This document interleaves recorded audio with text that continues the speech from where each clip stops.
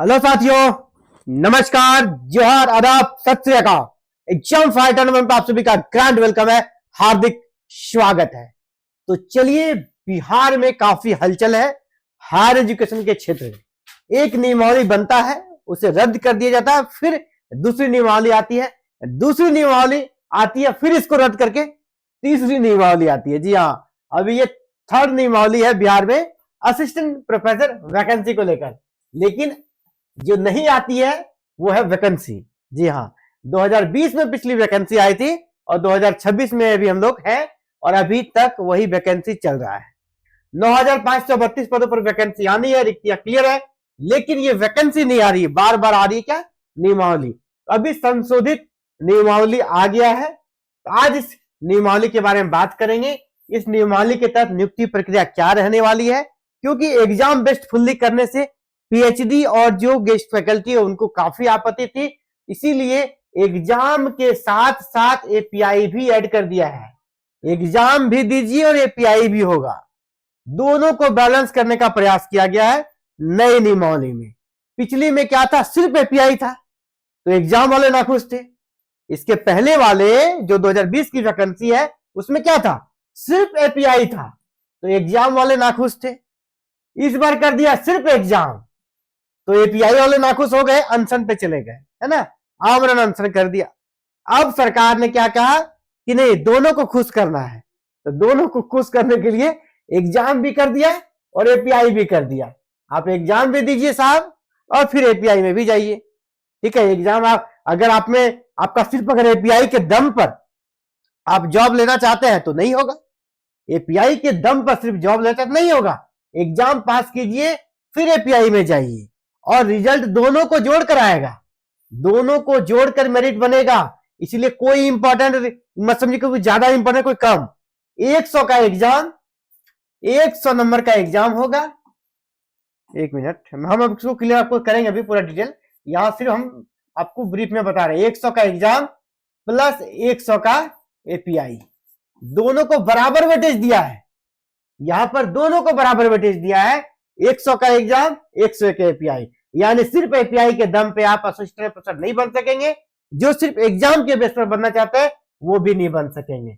आपका दोनों को खुश करने का प्रयास है, एक बैलेंस नियमावली बनाया गया है और इस नियमावली के बारे में बात करेंगे। इससे किसको ज्यादा फायदा मिलेगा, ठीक है, और कैसे होगा चयन।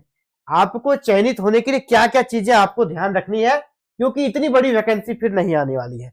इसके साथ ही साथ ये भी बात करेंगे कि ये नियमावली कब से लागू हो जाएगा, अभी किस स्थिति में है, ए टू जेड बात करेंगे। तो सबसे पहले आप पहले अपडेट को देख लीजिए, अपडेट को देखते देखते बाद में हम लोग फाइनल को समझेंगे। ये अपडेट आपने देखा होगा, नियमावली पर रोक, पुरानी नियमावली पर रोक लग गई है। अभी राज्यपाल से वार्ता के बाद मांगों पर सहमति बनी। सबसे पहले उम्र सीमा 55 हो गया है, ये जान लीजिए, और एग्जाम ऑब्जेक्टिव होगा, ये भी जान लीजिए। ये दो चीजें हमने आपको पहले भी कहा था, तो अभी ये दो चीजें हो गई है ना, ये दो चीजें डन है, ये दो चीजें डन है। आपका मैक्सिमम एज 55 हो गया और एग्जाम ऑब्जेक्टिव हो गया, ठीक है। अभी आगे क्या क्या होना है उस पर बात करेंगे। चलिए ऑफिशियल लेटर पे चलते हैं, जो ऑफिशियल लेटर जारी किया गया है उसी के बारे में बात करेंगे। ये ऑफिशियल लेटर है और इसके बाद इसमें क्या क्या चीजें कही गई है और फिर हम लोग एनालिसिस पे पहुंचेंगे, ठीक है, निष्कर्ष पे पहुंचेंगे, आखिर इसमें क्या होना है। चलिए, सबसे पहले यहां पे क्या कहा जा रहा है कि एसोसिएशन जो कि अनशन कर रहे थे पीएचडी होल्डर्स, एसोसिएशन की मुख्य मांगों पर विचार करके सहायक प्राध्यापक भर्ती परिनियम स्टैट्यूट 2026 में आवश्यक संशोधन करने के उपरांत ही 2026 के परिनियम के आधार पर सहायक प्राध्यापक यानी असिस्टेंट प्रोफेसर की किसी भी प्रकार की नियमित अथवा संविदा बहाली की जाएगी। तब तक इस परिनियम को स्थगित किया जाता है, ठीक है, क्लियर है। यह परिनियम अभी क्या हो गया है, स्थगित हो गया है। इस चीज को देख लीजिए, यह परिनियम अभी नहीं है, 2026 का जो परिनियम बना था वो स्थगित हो गया है, उस पर स्टे लग गया है। उसमें क्या होगा, संशोधन। इस संशोधन के बाद ही परमानेंट या कॉन्ट्रेक्चुअल जो भी वैकेंसी आनी है इसके बाद ही आएगी। अभी यहां पर देखिए दूसरा पॉइंट, एसोसिएशन की मांगों को विचार करने के लिए माननीय राज्यपाल बिहार के द्वारा माननीय मुख्यमंत्री बिहार से विचार विमर्श के उपरांत एक समिति 15 दिनों के अंदर गठित की जाएगी, जिसमें बिहार के प्रमुख शिक्षाविद होंगे एवं ऐसे प्रशासक होंगे, आईएएस होंगे जिनको कि शिक्षा के क्षेत्र में कार्य करने का अनुभव हो। समिति का गठन माननीय राज्यपाल बिहार के द्वारा किया जाएगा। राज्यपाल के द्वारा ही इस समिति का गठन किया जाएगा। अब देखिए यह समिति किन चीजों पर ध्यान देगी, साफ साफ वो भी कर दिया है। इसके बाद फिर इसको संक्षिप्त में एक समझेंगे। अपना एक मेरा जो हमने तैयार किया है उस पर बात करेंगे, किस प्रकार ये चयन प्रक्रिया संभावित हो सकती है। यहां पर देखिए पहले उम्र सीमा 55 साल कर दिया गया है, उस पर विचार होगा समिति। एग्जाम वस्तुनिष्ठ हो, इस पर विचार करेगी। अब देखिए लिखित परीक्षा में जो उत्तीर्ण होते हैं उनकी एपीआई की गणना की जाएगी। पॉइंट नोट कीजिए, किसके एपीआई की गणना होगी भाई साहब? जो एग्जाम पास कर जाएंगे उसी को एपीआई में शामिल होने का मौका मिलेगा। और सबसे इंपॉर्टेंट बात, लिखित परीक्षा के प्राप्तांक तथा एपीआई को जोड़कर, लिखित परीक्षा के प्राप्तांक तथा एपीआई को जोड़कर समेकित मेरिट लिस्ट बनाई जाएगी। किसी को कोई आपत्ति नहीं है? लिखित परीक्षा मान लिया बहुत अच्छा है आपका पेपर, आप 90 ले आए, ठीक है, 90 ले आए, 95 तक चले गए, आजकल तो 95 तक भी लोग ला रहे हैं, 95 तक ले आए। बाद बाकी आपका एपीआई अगर थोड़ा बहुत पीएचडी के मामले में पीछे भी रहेंगे तो मैनेज हो जाएगा। मान ले पीएचडी वाला लाया 60 ही लाया, मान ले पीएचडी वाले कहा जाता है कि पुराने लोग हैं, वह 65 लाया, तो आप उससे 25-30 नंबर यहाँ पे आगे निकल जा सकते हैं, ठीक है, ये चीज है। तो यहां पर आपके लिए एक अच्छी खबर है कि दोनों को मिला के रिजल्ट आ रहा है। इसके आधार पर इंटरव्यू के लिए आपको फिर बुलाया जाएगा। एपीआई की गणना किस प्रकार की जाएगी तो उसके लिए अब नीचे दिया गया है, एपीआई की गणना किस प्रकार की जाएगी। तो एपीआई की गणना में यहां पर देखिए, एपीआई की गणना में मैट्रिक और इंटर का जो अंक जोड़ा जाता था उसको हटा दिया गया है, अब इसको नहीं जोड़ा जाएगा।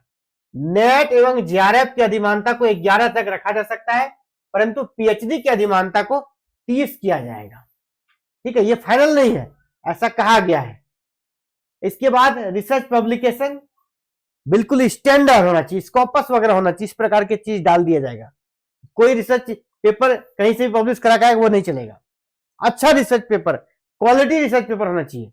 अगर पीयर रिव्यू में भी पब्लिश हुआ तो वो भी वैलिड होगा, लेकिन अच्छे जर्नल में उसका क्वालिटी अच्छा होना चाहिए। एक्सपीरियंस की भी गणना होगी, लेकिन पहले की तरह नहीं।